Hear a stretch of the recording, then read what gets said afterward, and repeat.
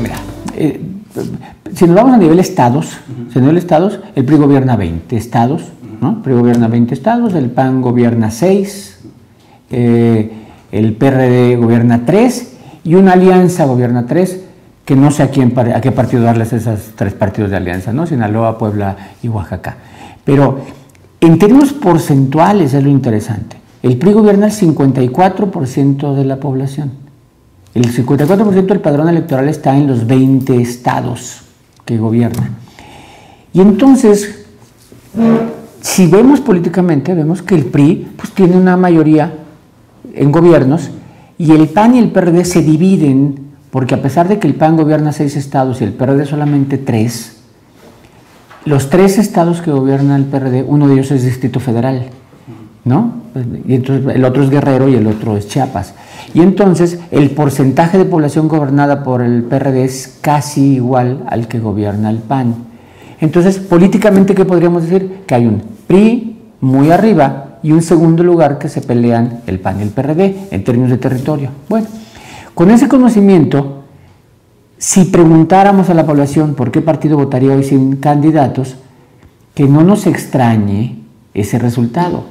¿Qué sale? Un PRI arriba y un segundo lugar peleándose el PAN y el PRD. Entonces, la preferencia tampoco es una gran sorpresa. La preferencia es simplemente el reflejo de lo que ya geográficamente se han dividido los partidos. Durango, ¿no? Pero son 10 ahí estados que no han vivido alternancia. El resto ya sabe lo que es vivir alternancia. Entonces, la mayoría del país ya sabe lo que es. 2/3 partes de los ciudadanos de este país viven en estados en donde ya vivieron alternancia, entonces ya pueden juzgar gobiernos de un color y de otro color. Entonces ya no son raras las alternancias, entonces ya pueden votar por un partido o por otro partido y saben que no pasa nada además. El PRI era un gobierno totalitario. ¿Cómo empezó la transición y la alternancia? En los gobiernos municipales, sobre todo en los municipales capitales. El PAN fue tomando poder en las zonas urbanas, capitales de estado y ciudades grandes. ¿Dónde empezaron? Hermosillo, por ejemplo, Hermosillo, Aguascalientes, ¿no? Y empiezan a surgir las figuras vía las alcaldías. Bueno, una vez que llegó Fox, viene un proceso al revés. Ahora es el PRI el que empieza a recuperar alcaldías. Y entonces tú ves ahora que en este sexenio de repente el PRI ya gobierna Juárez, ya gobierna Reynosa, gobierna Tijuana y Mexicali, las dos. El PRD no ha seguido ese camino. Es más bien en la parte del PRI y el PAN los que se han hecho las alternancias en las ciudades. El PRD más bien ha ido por estados completos. Cuando ha ganado estados completos con figuras. De hecho, la historia del PRD la puedes ubicar con figuras. O sea, ¿por qué ganó alguna vez Zacatecas? Por Monreal y por Amalia. ¿Por qué gana Tlaxcala alguna vez? Por Sánchez Anaya. ¿Por qué gana Baja California Sur? Por Leonel Cota, ¿no? ¿Quién era el candidato favorito para ser presidente en el 2005? López Obrador. ¿Quién era el candidato favorito para ser presidente en el 99? La Bastida. ¿Quién era el candidato favorito, el político favorito para ser presidente en el 93? Colosio. ¿Quién era el candidato favorito en el 87? No era Salinas, ¿no? Entonces, de alguna manera, todos aquellos que han sonado como que ese va a ser, o sea, todos los que la historia nos ha dicho ese va a ser, un año antes de la elección, ha pasado que no son por distintas cosas.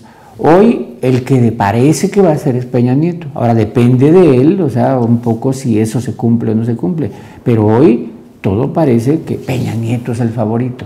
Digamos que, como lo puse en un artículo, es el que hoy tiene más probabilidades de llegar a la presidencia. Nada más tiene más probabilidades, pero certeza no tiene nadie. Hay elecciones en 15 estados, y de esos 15 estados, 7 tienen gubernaturas. Sería muy normal que hubiera reconfiguraciones. Sería muy normal que hubiera reconfiguraciones. Va a haber, entre esas 7, hay 2 muy importantes. Las 7 son importantes, pero hay 2, Jalisco y DF. Ya no es por tamaño, digamos que va a haber en 2, una gobernada por el PRD y otra gobernada por el PAN.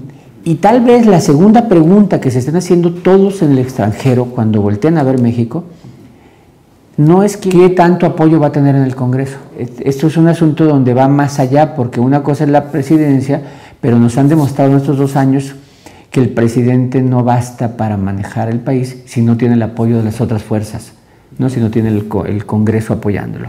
A ver, la expectativa es muy difícil en México, muy difícil ser mayoría absoluta, tener más de 250, es muy difícil. Va a tener que hacer alianza con alguien, va a tener que hacer alianza, y eso es hacer política, porque además el que tenga mayoría además tendría mayoría de 250, que le sirve para unas cosas, pero no de 367, 366 para tener mayoría calificada. Entonces yo creo que ¿qué se conforma? Pues yo creo que se conforma un Congreso más obligado a sacar reformas, porque ese va a ser el gran tema, o sea, el que llega, ¿qué va a hacer? Si gana el PAN, seguramente va a sacar reformas que no pudo Calderón. Si gana el PRI, seguramente va a tratar de decir, mira, nosotros sacamos reformas y va a ver qué hace.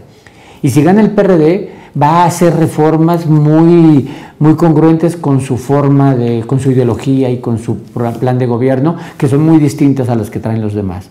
Entonces seguramente vamos a ver, entrando el próximo presidente, reformas. Lo que esperemos es que funcionen, pero vamos a ver reformas.